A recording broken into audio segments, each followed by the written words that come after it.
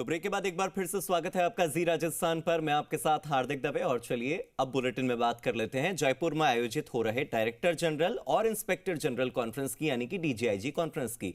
आज है तीसरा और आखिरी दिन। सुबह 8:40 से कॉन्फ्रेंस के पहले सत्र की शुरुआत हो चुकी है।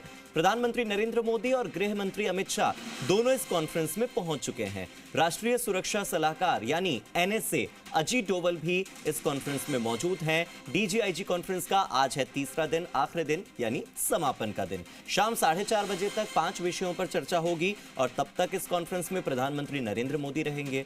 शाम 4:10 पर एक टी ब्रेक होगा। 20 मिनट के टी ब्रेक के बाद 4:30 बजे प्रधानमंत्री नरेंद्र मोदी आरआईसी से रवाना होंगे। 4:45 पर वो पहुंच जाएंगे जयपुर एयरपोर्ट, यानी 15 मिनट में। फिर उसके बाद वो होंगे दिल्ली के लिए रवाना। यहाँ पर एनएसए अजीत डोवल भी मौजूद होंगे, मुख्यमंत्री भजनलाल शर्मा भी मौजूद होंगे, साथ ही मौजूद होंगे राजस्थान के डीजीपी। तीनों यहाँ पर उनको रवाना करने के बाद इनमें से भजनलाल शर्मा अपने कार्यक्रमों में लग जाएंगे, अपने काम में लग जाएंगे। बाकी के दोनों यानी कि अजीत डोवल और डीजीपी साहू दोनों वापस आ जाएंगे डीजीआईजी कॉन्फ्रेंस में। 3 और विषय बचते हैं, उन पर चर्चा होगी क्योंकि गृह मंत्री अमित शाह शाम 5 बजे तक इस कॉन्फ्रेंस में रहेंगे। इसके बाद 5:30 बजे अमित शाह भी जयपुर एयरपोर्ट पहुंच जाएंगे और दिल्ली के लिए वो भी रवाना हो जाएंगे। प्रधानमंत्री और गृह मंत्री दोनों के बीच में दिल्ली रवाना होने में 1 घंटे का अंतर होगा। ये जो दोनों तस्वीरें हैं हम आपको दिखाएंगे क्योंकि अभी जो ये तस्वीर आप देख रहे हैं ये प्रधानमंत्री के और गृह मंत्री के काफिले की है। जब वो राजस्थान इंटरनेशनल सेंटर, जहां पर ये कॉन्फ्रेंस आयोजित हो रही है, वहां पहुंचे थे। जब यहां से वो निकलेंगे तब भी उनके काफिले की तस्वीर आपको 4:30 बजे और 5:30 बजे हम दिखाएंगे। और जैसे ही दोनों रवाना होंगे वो तस्वीरें आपकी टेलीविजन स्क्रीन पर सबसे पहले जी राजस्थान ही आपको दिखाएगा। इससे पहले कॉन्फ्रेंस में खालिस्तान आतंकवाद का मुद्दा उठा, साइबर सुरक्षा का मुद्दा उठा, कानून में हुए बदलाव और कानून में हो सकने वाले भविष्य के बदलावों पर चर्चा हुई। और आखिरी में कल बातचीत हुई थी ह्यूमन ट्रैफिकिंग पर, यानी कि मानव तस्करी पर, कबूतरबाजी पर भी। और इसके बाद प्रधानमंत्री नरेंद्र मोदी ने हर राज्य के डीजीपी से भी 1-to-1 मुलाकात की थी क्योंकि जब लंच हुआ तब मोदी और शाह दोनों सभी से 1-to-1 संवाद करते हुए दिखाई दे रहे थे। उन्होंने एक एक अधिकारी की टेबल पर जाकर उनसे बातचीत की है। प्रधानमंत्री नरेंद्र मोदी और गृह मंत्री अमित शाह सभी अधिकारियों की टेबल तक खुद गए, उनसे पूछा कि एक तो आपने औपचारिक तौर पर और आधिकारिक तौर पर अपना प्रेजेंटेशन दिया, अनौपचारिक तौर पर बताइए कि आपके राज्य की व्यवस्था कैसी है। जितने डीआईजी, जितने माफ कीजिए डीजीपी रैंक के जितने अभी आईपीएस ऑफिसर्स हैं उनसे भी बात की और इसके अलावा आईजी रैंक के जो ऑफिसर्स हैं उनसे भी बात की।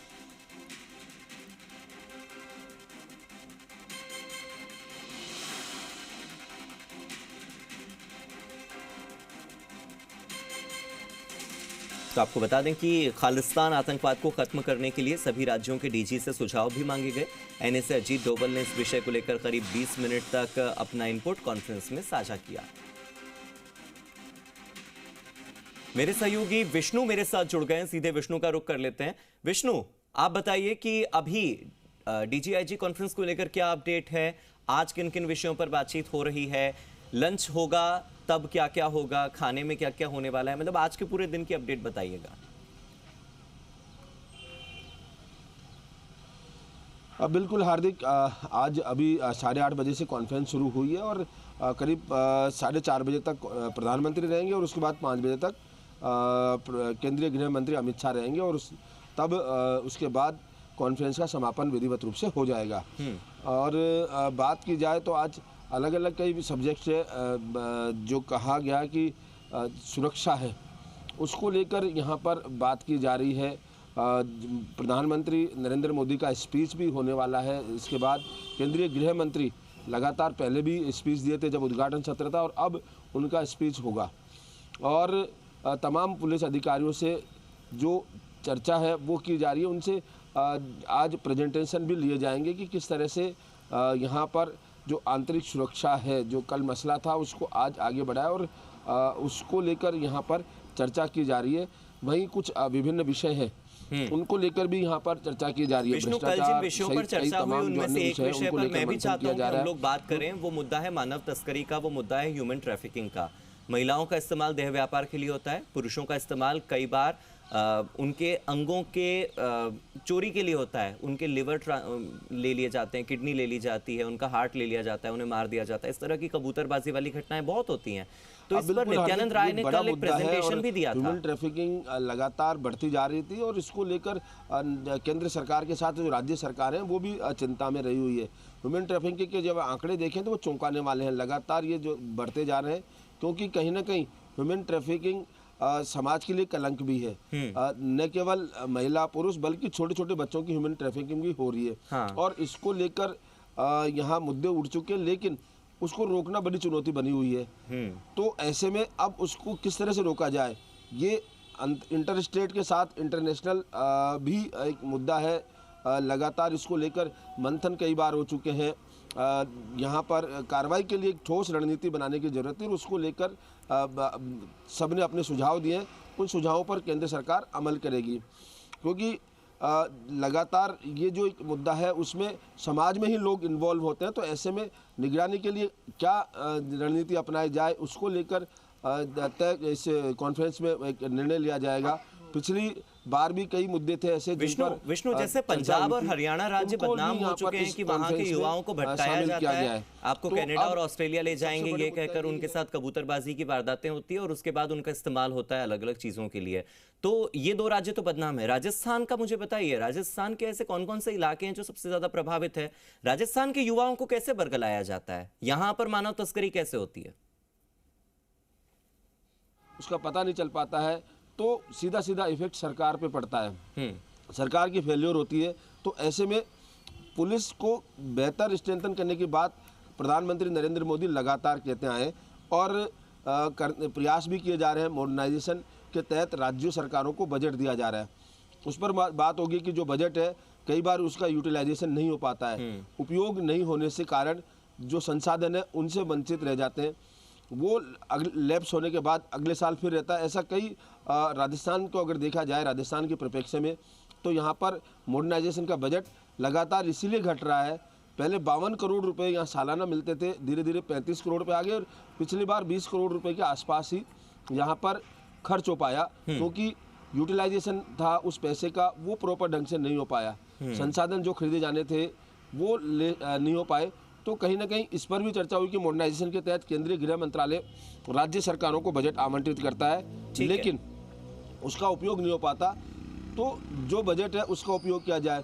इसके अलावा यहाँ पर जो पुलिस मित्र वो बनाए जाने थे सोसाइटी में, वो नहीं बन पाए, क्योंकि कहीं ना कहीं अपराध का जन्म सोसाइटी से होता है, समाज से होता है। तो वहाँ पर जो पुलिस की जो सहयोग के लिए पुलिस मित्र बनाए जाने थे वो उन पर चर्चा थी, अधूरी रह गई।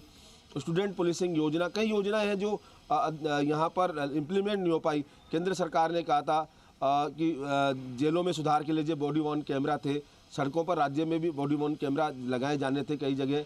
तो वो योजनाएं केंद्र सरकार ने पायलट प्रोजेक्ट के तहत शुरू की, लेकिन यहाँ राजस्थान में नहीं हो पाई। तो कमोबेश इस तरह की कई राज्यों में और भी योजनाएं थी, अच्छी योजनाएं जो केंद्र सरकार की ओर से चलाई गई, वो इम्प्लीमेंटेशन हो गया। तो उनके जो कारण है वो उस पर भी चर्चा। एक और मुद्दा था जिस पर चर्चा हुई और वो ये कि कैसे इंटेलिजेंस के इनपुट लीक हो जाते हैं।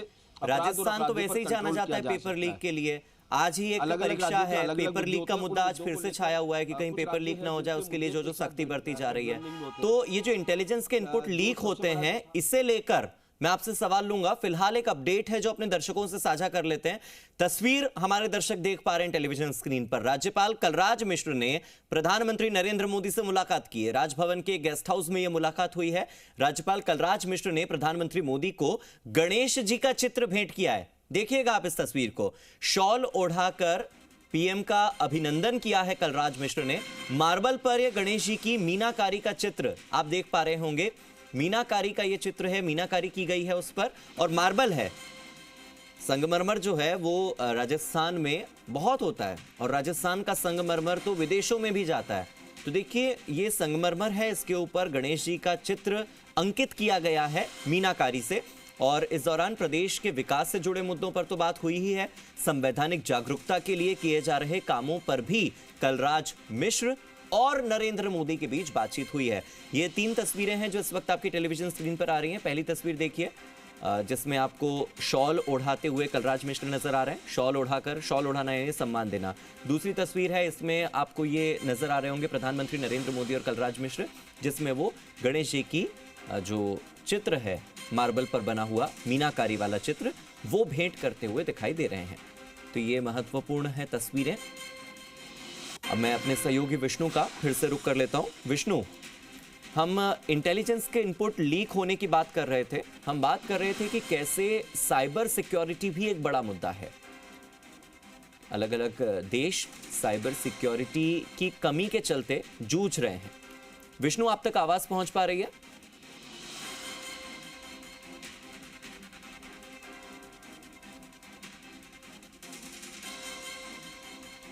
तो मैं अपने सहयोगी से फिर से जुड़ने की कोशिश करूंगा। इसी बीच चूंकि हम बात कर रहे थे साइबर सुरक्षा पर, तो आपको बता दें कि कल इस विषय पर 3 घंटे तक चर्चा हुई है। इस दौरान देश के कई बड़े साइबर एक्सपर्ट और साइबर टीमें इसका हिस्सा बनी। नरेंद्र मोदी को साइबर सुरक्षा पर किए जा रहे कामों की जानकारी दी गई।